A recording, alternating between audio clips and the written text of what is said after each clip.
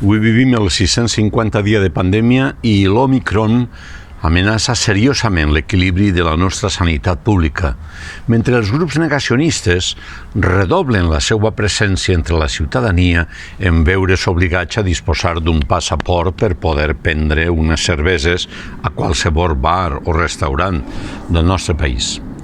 Sobre el canvi climàtic, hi ha poques intervencions als mitjans de comunicació generalistes quan tothom sabem que el canvi climàtic protagonitza la nostra realitat des d'almenys unes 3 dècades. El coronavirus ha relegat el debat sobre l'emergència climàtica a un segon pla, encara que les connexions entre canvi climàtic i pandèmia esdevenen cada vegada més evidents. El sorteig de la loto no ens pot tapar la frondositat d'accions que convé posar en marxa per sortir d'aquest forat.